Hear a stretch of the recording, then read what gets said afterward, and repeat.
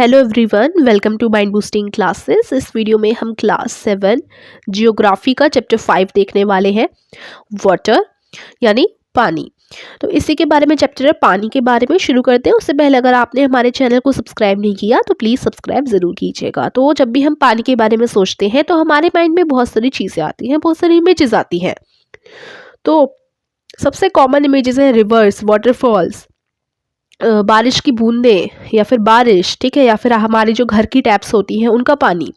तो पानी के नाम पे हमारे पास यही सारी चीज़ें हमारे मन में आती हैं। तो जो सन की जो हीट होती है, सन जो हीट देता है उसी की वजह से पानी में से भाप निकलती है। नदियों में जो पानी होता है उसमें इवेपोरेशन किसको कहते हैं? पानी का भाप यानी वाटर वेपर, वो जो वाटर में से निकलती है। तो नदियों में से जो वाटर वेपर निकलती है ना, वो ऊपर आसमान में जाती है। यहाँ से वाटर वेपर निकली और ऊपर आसमान में गई, और वहां से जब वाटर वेपर जो है ठंडी हो जाती है तो बादल बन जाते हैं उसके, ठीक है। When the water vapour cools down it condenses and form clouds, फिर क्लाउड्स बन जाते हैं, और उन्हीं वाटर वेपर से क्लाउड्स बनकर दोबारा से वो बारिश के फॉर्म में हमारे जमीन पे आ जाते हैं। उसके बाद दोबारा से इवेपोरेशन होगा पानी का, ऊपर जाएगा पानी। कंडेंसेशन का मतलब होता है कि जो वाटर वेपर है जो ऊपर गया है उससे बादल बन जाना, बादल बनकर फिर दोबारा से पानी जो है नीचे आ जाएगा। उसके बाद है the process by which water continuously change its forms and circulates between oceans, atmosphere and land is known as water cycle. तो वाटर साइकिल क्या होता है? इसका अगर क्वेश्चन ऐसा है व्हाट इज वाटर साइकिल, तो उसका आंसर ये हो सकता है ऐसा प्रोसेस जिसमें वाटर कंटिन्यूअली चेंज करता रहे अपनी फॉर्म, ठीक है, उसे वाटर साइकिल कहते हैं। और देखिए वाटर साइकिल साथ के साथ देखो क्या होता है, एक तो वाटर कंटिन्यूअली अपना जो है फॉर्म चेंज करता है। जैसे वाटर वाले वाटर होता है लिक्विड फॉर्म में, फिर यहाँ पर वाटर वेपर बन के ये ऊपर की तरफ जाता है ना। और बाकी ये सर्कुलेट होता रहता है बिटवीन ओशियंस, यहाँ लिखा है and circulates between oceans, atmosphere and land. पहले ओशियन में, फिर एटमॉस्फेयर में ऊपर की तरफ, उसके बाद वापस से लैंड में आता है। और लैंड से देखो जैसे माउंटेन्स के ऊपर पानी गिरा तो माउंटेन्स की तरफ से, माउंटेन्स के ऊपर से जाकर फिर ये नदियों में वापस से जाकर मिल जाएगा, है ना। तो हमने देखा कि पहले ये ओशियंस में होता है, फिर एटमॉस्फेयर में जाता है, फिर लैंड में आ जाता है। तो ये चीज़ें काफ़ी इंपॉर्टेंट है वाटर साइकिल, ठीक है। Our earth is like a terrarium. Terrarium क्या होता है? ये टेरेरियम होता है, यहाँ पर आप देख पा रहे हो, ये एक आर्टिफिशियल इनक्लोजर है। इसमें एक छोटा सा मतलब पॉट वगैरह, उसके अंदर आप प्लांट्स को ग्रो कर पाओ, इसको कहते हैं। तो our earth is like a terrarium, the same water that existed centuries ago still exist today. तो आप अपना भी टेरेरियम बना सकते हैं इस एक्टिविटी को रीड करके। तो देखो सालों पहले जो पानी था वो आज भी है, बस क्या होता है पानी ऊपर जाता है फिर वापस से नीचे आता है, ठीक है। The water used to irrigate a field in Haryana may have flowed down the Amazon River 100 years ago. जो हरियाणा में वाटर यूज़ किया गया था इरिगेट करने के लिए फील्ड को, हरियाणा में वो फ्लो डाउन कर गया होगा अमेजोन रिवर में सालों पहले, ठीक है। जो मेजर सोर्सेज होते हैं फ्रेश वाटर के, ये चीज़ इंपॉर्टेंट है, जो मेजर सोर्सेज होते हैं फ्रेश वाटर के, सोर्सेज ऑफ वाटर जिन्हें हम कहते हैं, वो है हमारे reverse, pond, springs and glaciers, ठीक है। रिवर्स में पानी होता है, पॉन्ड्स में, स्प्रिंग्स में, ग्लेशियर्स भी अगर पिघल जाए तो पानी निकल जाएगा, है ना। The ocean bodies and the seas contain salty water. और जो ओशन बॉडीज हैं और जो सी होती है ना, उनमें सॉल्टी वाटर होता है, नमकीन पानी होता है जिसमें नमक होता है, ठीक है। The water of the ocean is salty और saline as it contains large number of dissolved salt. तो देखो जो नदियों का पानी होता है ना, सी का, उसमें या फिर ओशियंस का, उसमें सलाइन पानी यानी नमक से भरा उनका पानी होता है, क्योंकि इसमें बहुत सारे सॉल्ट्स जो है डिसॉल्व होते हैं उस पानी में, ठीक है। तो सॉल्ट भी काफ़ी होते हैं। तो जो मोस्ट सॉल्ट है वो सोडियम क्लोराइड है जो पाया जाता है, और the common table salt that you eat. तो ओशियंस में एक तो सोडियम क्लोराइड होता है, और जो हम नमक यूज़ करते हैं घर में, जिस नमक का यूज़ करते हैं वो भी होता है, ठीक है। अब यहाँ आपको वर्ल्ड मेजर सीज, लेक्स और रिवर्स दिखाई गई हैं इस मैप में। देखें तो आप लोग यहाँ पर आपको बहुत सारी रिवर्स देखने को मिल जाएंगी पूरे वर्ल्ड में। अब डिस्ट्रीब्यूशन ऑफ वाटर बॉडीज, हम सब जानते हैं कि 3/4 यानी 3/4 जो अर्थ का सरफेस है वो पानी से घिरा हुआ है। अगर ज़्यादा पानी होगा लैंड में, then land on this earth, if there is more water than land on this earth, why do so many countries face water scarcity? तो देखो हमारा अर्थ में ना जो लैंड है उससे ज़्यादा तो पानी है, लेकिन फिर भी पानी की कमी होती है काफ़ी जगहों पर, काफ़ी कंट्रीज़ में। Is all the water on earth available to us? The following table gives the distribution of water in percentage. ऐसा इसलिए होता है क्योंकि सारा का सारा पानी अर्थ पे जो अवेलेबल है वो सब हमें तो नहीं मिल रहा, वो भी कहीं ना कहीं डिस्ट्रीब्यूट हो रहा है। जैसे देखो ओशियंस में जो है वाटर 97.3% ये सेलाइन वाटर है, यानी नमकीन पानी है, ठीक है। आइस कैप्स में 2.0, ground water 0.68, fresh water lake 0.009, ठीक है।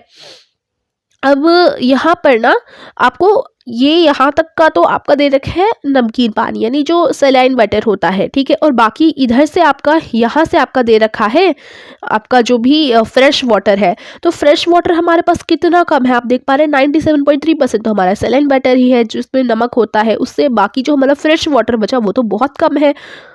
इनलैंड सीज और सॉल्ट लेक 0.009, एटमोसफेयर में 0.0019, रिवर्स में 0.0001, ठीक है। तो इस तरीके से मिलाकर हमारा 100% वाटर यहाँ बनता है। 100 में से कितने सारी जगह ये डिवाइडेड है हमारा वाटर, ठीक है। तो water distribution can be demonstrated by a simple activity. आप एक सिंपल एक्टिविटी से वाटर डिस्ट्रीब्यूशन को डिमॉन्स्ट्रेट कर सकते हो। 2 लीटर पानी लो और उसको जो है मान लो कि पूरा टोटल जो अर्थ का सरफेस है उसमें इतना पानी है, फिर 12 स्पून मेजर करो और दूसरे बाउल में आप डाल दो। वाटर जो बचा उस वेसल में वो बता रहा है कि कितना सॉल्टी वाटर ओशियंस और सीज में रिप्रेजेंट है। The water is obviously not fit for consuming, it is saline, contains salt. The 12 spoons of water that was taken in a bowl is the total amount of fresh water on earth. This figure shows us the distribution of this fresh water. See for yourself how much water can actually be used by you. तो देखो आप क्या करना, एक container में पानी लेना, फिर 12 स्पून निकाल कर ना दूसरे कंटेनर में रख देना, तो 12 स्पून तो कम होगा। तो आप देखोगे जो पूरा ग्लास पानी भरा था ना वो सारा हमारा सलाइन पानी है, यानी कि नमकीन पानी है जो कि हम लोग यूज़ नहीं कर सकते। और जो 12 स्पून पानी है वो फ्रेश वाटर है। तो आप देख पा रहे हो कितना कम है हमारे पास फ्रेश वाटर, ठीक है। अब यहाँ पर कुछ डू यू नो दे रखे हैं बॉक्सेस, इनको पढ़ लेते हैं। Salinity is the amount of salt in grams present in 100 grams of water. Salinity जो होती है वो अमाउंट ऑफ सॉल्ट जो 100 ग्राम ऑफ वाटर में प्रेजेंट है उसको बोलते हैं। तो average salinity of the ocean is 35 parts per 1000। जो एवरेज सैलिनिटी है ना ओशियंस की वो 35 पार्ट्स है पर 1000, तो इसको आप ध्यान रखिएगा। उसके बाद Dead Sea in Israel had salinity of 340 grams per litre of water. जो डेड सी है ना इसराइल में उनकी जो सैलिनिटी है वो 340 ग्राम्स है पर लीटर ऑफ वाटर। जो स्विमर है ना वो फ्लोट कर पाते हैं उसमें, क्योंकि because the increase salt content makes it dense. तो ना जो सॉल्ट है उसके भरने के कारण ना वो थोड़ा गहरा पानी हो जाता है, इसलिए स्विमर उसमें फ्लोट जो है कर पाते हैं, ठीक है। तो देखिए वाटर हमारे सर्वाइवल के लिए बहुत इसेंशियल है। वाटर अकेला तो वाटर अलोन यानी वाटर ही एक ऐसी चीज़ है जिससे जब हमें प्यास लगती है तो हम उसे पीते हैं तो हमारी प्यास बुझ जाती है, ठीक है। लेकिन अगर हम केयरलेसली वाटर का यूज़ करेंगे तो ये तो बहुत ज़्यादा गलत बात हो जाएगी, क्योंकि वाटर की पहले ही कमी है और हम वाटर को हमें ज़्यादा से ज़्यादा सेव करना चाहिए। काफ़ी न्यूज़पेपर्स में भी आपने पढ़ा होगा, ठीक है। बहुत सारी चीज़ों में वाटर हमारा इंपॉर्टेंट होता है और ये आपको पता ही है, ठीक है। इसे बताने की ज़रूरत नहीं है क्योंकि हर कोई जानते हैं water is very important in many ways. आपने स्कूल में भी बहुत सारे प्रोजेक्ट बनाए होंगे, ठीक है। बूंद बूंद हमें बचानी चाहिए और बचाने के तरीके भी आपको पता होंगे, है ना। हम बारिश का पानी भी इकट्ठा करते हैं, राजस्थान वगैरह में ये चीज़ें चलती हैं, है ना। तो ये सारी चीज़ें आप जानते ही हैं। तो अब हम ओशियन सर्कुलेशन के बारे में पढ़ने वाले हैं। तो कुछ magical there is something magical about walking bare feet on the sea shore. आप ना नदी के किनारे नंगे पैर चलिएगा, ठीक है। तो जो गीली गीली सी मिट्टी होती है ना बीच पे और ठंडी हवाएं होती हैं, जो चिड़िया की साउंड होती है, जो स्मेल होती है नमक की हवा में, और जो म्यूज़िक होता है मतलब जब हवा चलती है तो, या फिर जब सी की लहरें आपके पास आती हैं, आपके पैरों को छू करके जाती हैं, तो जो आवाज़ आती है बहुत ज़्यादा अच्छा लगता है ना। अगर आप कभी बीच पे गए हो या नदी के किनारे आपने नंगे पैर ये जो सैंड होता है उस पर चले हो तो बहुत अच्छा फील होता है, ठीक है। Unlike the calm waters of ponds and lakes, ocean water keeps moving continuously.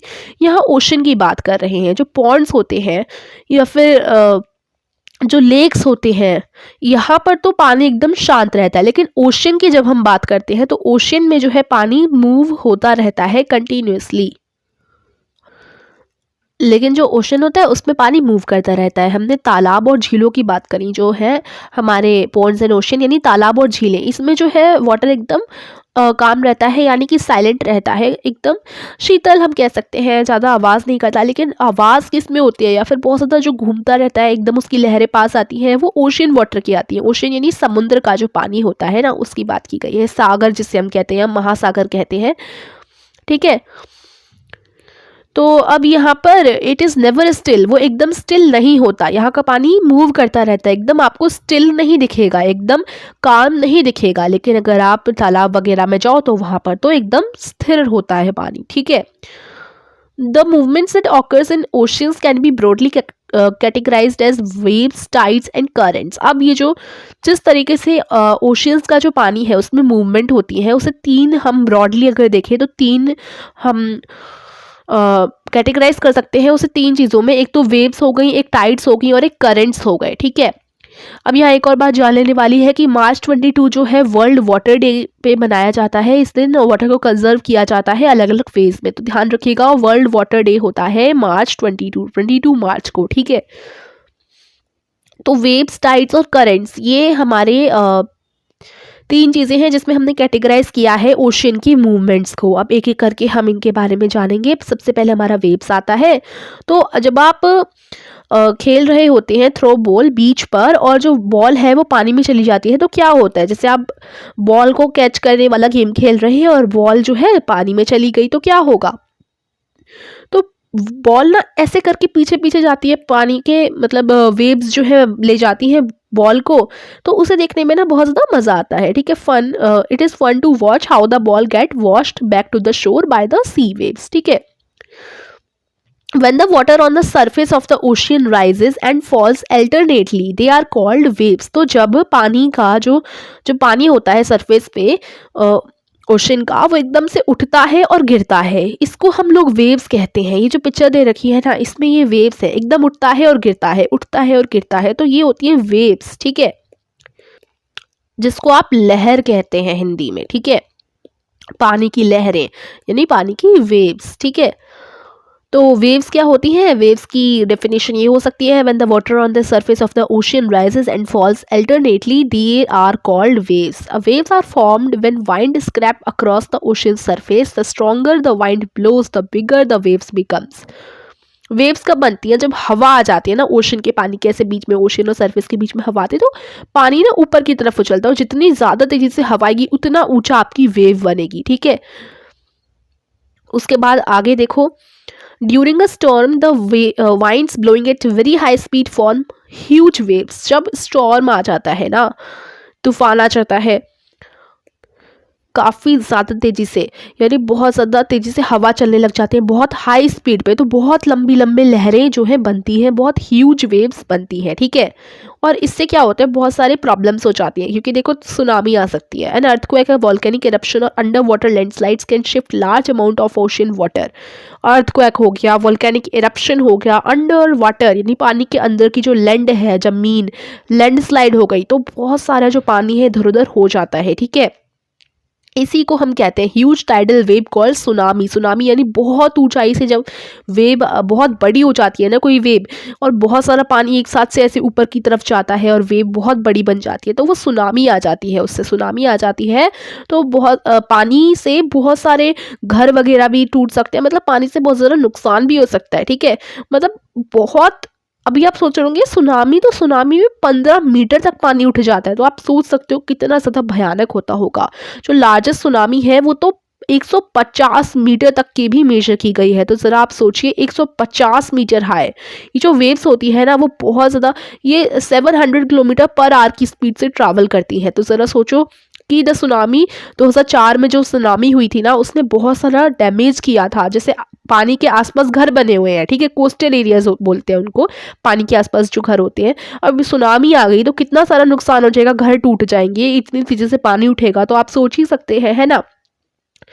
तो बहुत सारा डैमेज हुआ था 2004 में जब सुनामी आई थी 2004 में। The Indira Point in the Andaman and Nicobar island got submerged after the tsunami. Tsunami के बाद जो अंडमान एंड निकोबार के पास इंदिरा पॉइंट था वो तो पूरी तरीके से टूट ही गया था, सबमर्ज हो गया था। ठीक है, सुनामी जो है एक जापानीज वर्ड है जिसका मतलब हार्बर वेव्स होती हैं। As the harbour gets destroyed whenever there is tsunami. ठीक है, अब सुनामी द अर्थ पैंडेमोनियम, इसके बारे में पढ़ते हैं। सुनामी जिसको हम हार्बर वेव्स कहते हैं, struck havoc in the Indian Ocean on the 26 December 2004।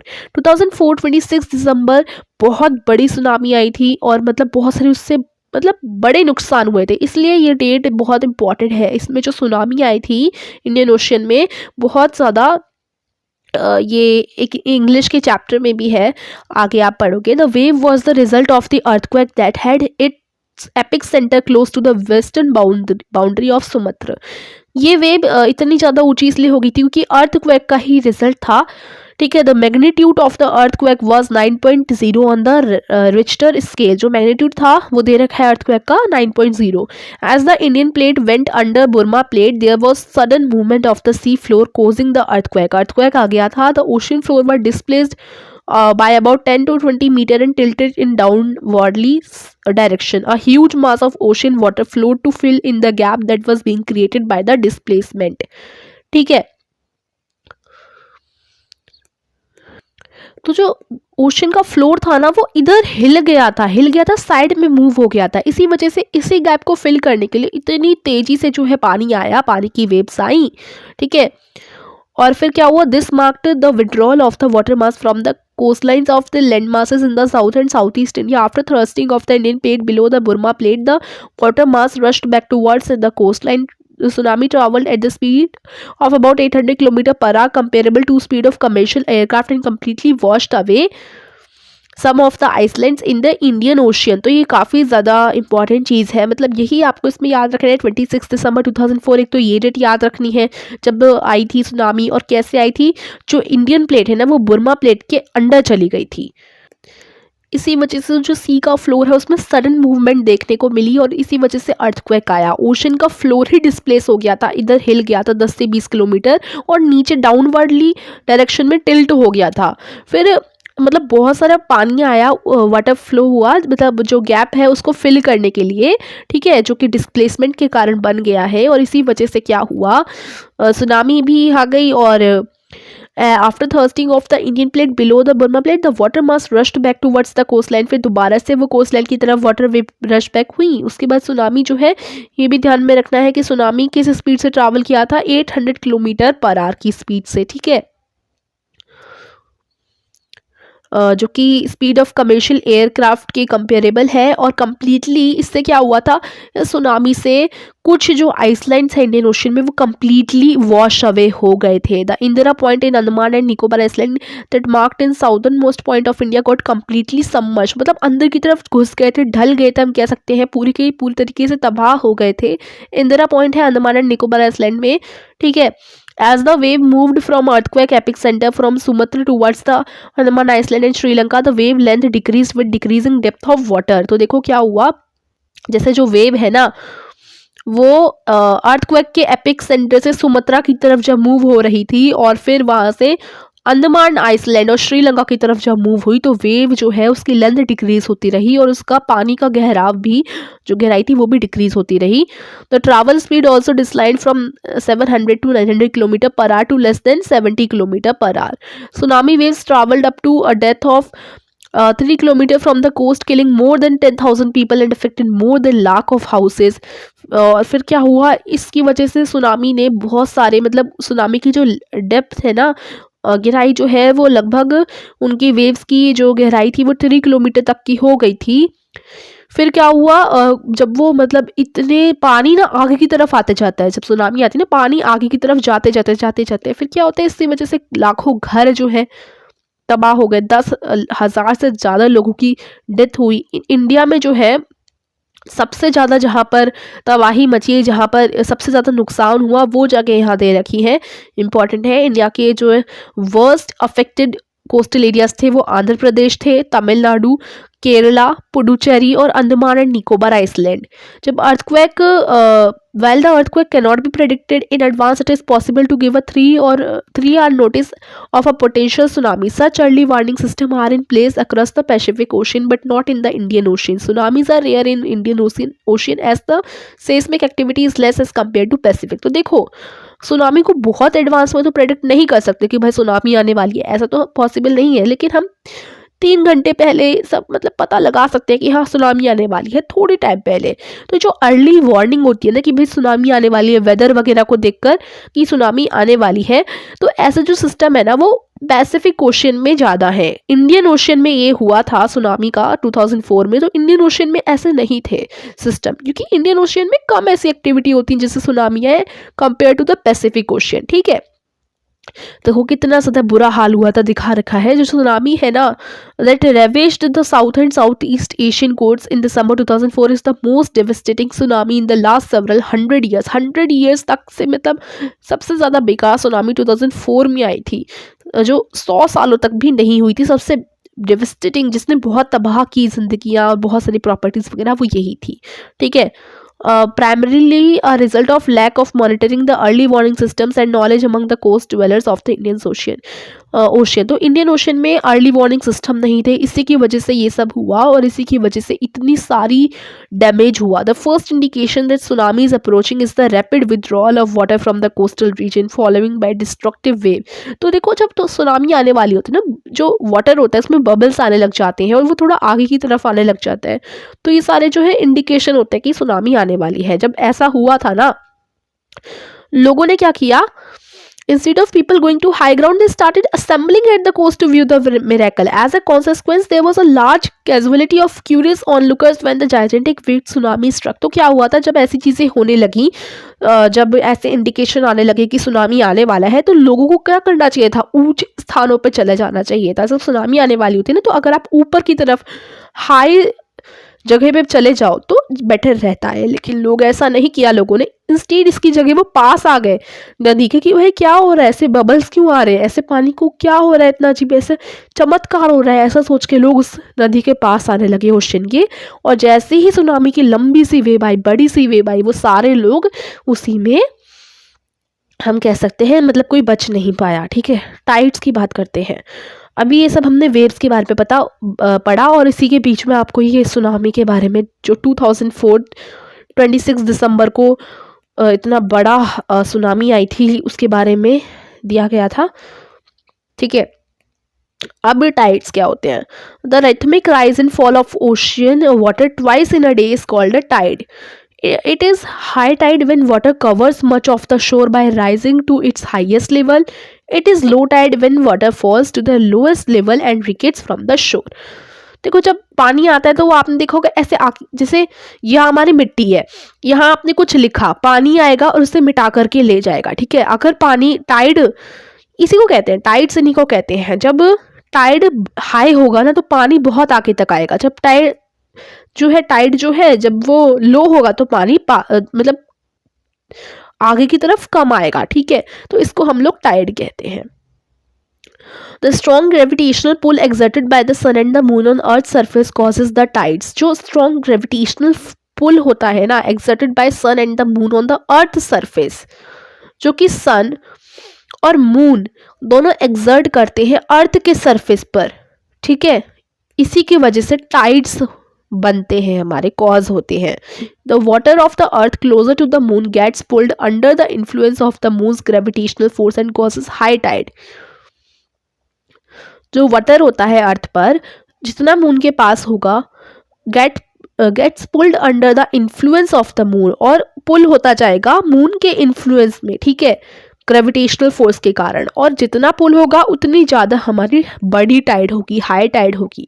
During the full moon and new moon days the sun, the moon and the earth are in the same line and tides are highest. तो जब पूरा चांद, full moon होता है ना, चांद ऐसे भी निकलता है ऐसे भी निकलता है, लेकिन जब फुल निकलता है तब जो सन, मून और अर्थ होते हैं वो सेम सरफेस पे होते हैं। देखो ऐसे सेम सरफेस पे होते हैं, सेम सरफेस पे होते हैं, तो टाइड जो है हाई आते हैं, हाई बनते हैं, क्योंकि देखो ग्रेविटी मतलब दोनों ही पुल करेंगे तो हाई टाइड बनेंगे। ठीक है, these tides are called spring tides. जब ध्यान रखिए, जब मून, सन और अर्थ, ठीक है, सेम लाइन में हो, तीनों एक साथ ऐसे हो, तो तब जो टाइड्स होंगी ना, जब टाइड्स हाई बनेंगी तो उसको हम स्प्रिंग टाइड बोलते हैं, ठीक है।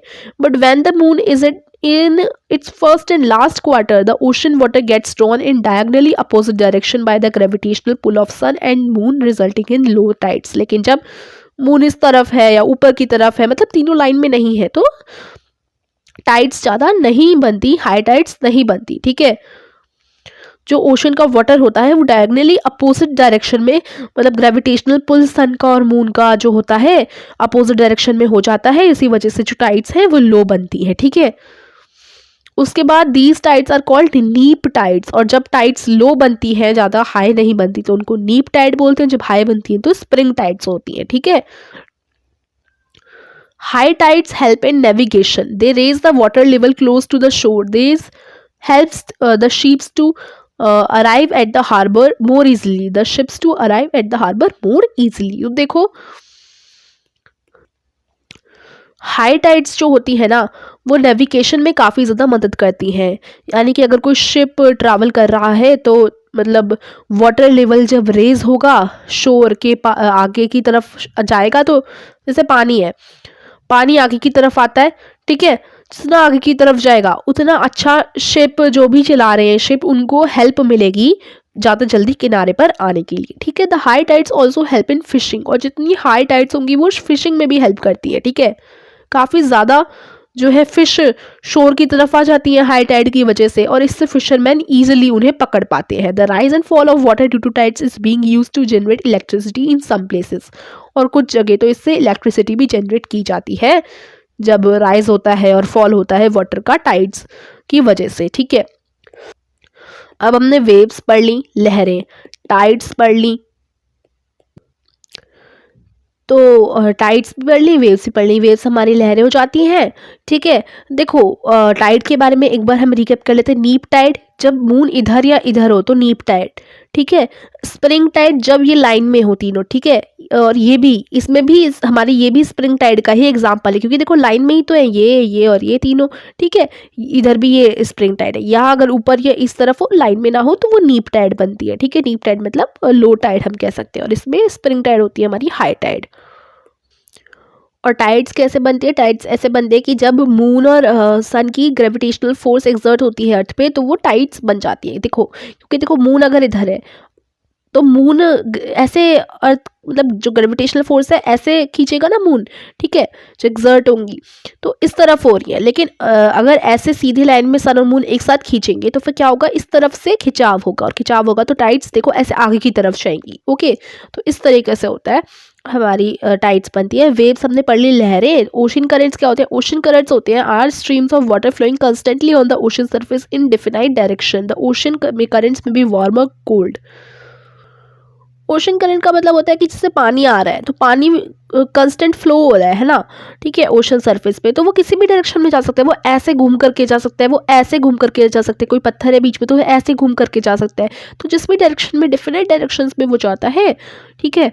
ओशन के जो करंट्स होते हैं वो गर्म भी हो सकते हैं, कोल्ड भी हो सकते हैं। जनरली जो वार्म ओशंस होते हैं, currents originate near the equator and move towards the poles. तो देखो जनरली जो वार्म ओशन की करंट्स होते हैं वो जो हमारा अर्थ का इक्वेटर है उसके पास होते हैं और पोल्स की टुवर्ड्स मूव करते हैं, ठीक है, इस तरीके से। और the cold currents carry water from polar और हायर लैटिट्यूड्स तो ट्रॉपिकल और लोअर लैटिट्यूड्स। तो क्या होता है, बाकी अगर कोल्ड करेंट्स जो होते हैं, जो मतलब ठंडे करेंट्स होते हैं ओशंस के, वो जो है पोलर से हायर मतलब हायर लैटिट्यूड्स, पोलर कोई रीजन है मतलब हायर लैटिट्यूड्स है, वहाँ से लोअर की तरफ इस तरीके से जाते हैं, ठीक है। The Labrador ocean current is cold current while the gulf stream is warm current. अब एग्जांपल बोले कि कोल्ड करंट के तो वो लैब्राडोर ओशन करंट हो गया, और हॉट करंट के मतलब वार्म करंट के वो हो गया हमारा गल्फ स्ट्रीम, ठीक है। The ocean current influence the temperature conditions of the area. अब ओशन की गर्म करंट है, वार्म है या कोल्ड है, वो जो है टेम्परेचर भी कैसी टेम्परेचर होंगी पर्टिकुलर एरिया की, उस पर भी इन्फ्लुएंस डालते हैं। Warm currents bring out warm temperature over the land surface. The areas where the warm and cold currents meet provide the best fishing grounds, ठीक है। तो देखो जहाँ वार्म करंट्स हैं वहाँ वार्म टेम्परेचर रहेगा, और जहाँ पर ऐसे एरिया जहाँ पर नदियों के वार्म और कोल्ड करंट्स भी आकर मिल जाते हैं, कभी कभी ऐसा होता है कि जो वार्म करंट्स है वो और जो कोल्ड करंट्स है वो आकर मिल गए, तो वहाँ पर जो है वो बेस्ट फिशिंग ग्राउंड्स होते हैं, फिशिंग करने के लिए सबसे बेस्ट जगह होती है पूरे वर्ल्ड की। ठीक है, देखो अब यहाँ पर आपको दिखा भी रखा है, ये पूरे वर्ल्ड का मैप है। देखो मतलब अलग अलग डायरेक्शन में यहाँ पर गल्फ स्ट्रीम इस तरीके से जा रहा है, पूरे मतलब जो ओशियन करंट है वो कैसे कैसे घूमते हैं, देखो यहाँ पर इस तरीके से घूम रहे हैं, फिर कुछ इस डायरेक्शन में, इस डायरेक्शन में, ऐसे ऐसे मूव करते हैं, तो ये ओशियन करेंट्स होते हैं अलग अलग डायरेक्शंस में। ठीक है, seas around Japan and eastern coast of North America are such examples. अब ऐसे जगह जहाँ पर वार्म करंट्स और कोल्ड करंट्स आकर मिलते हैं वो जापान के अराउंड जो सी है, और जो ईस्टर्न कोस्ट है, eastern coast of North America, ऐसी ही जगहों का एग्जाम्पल है।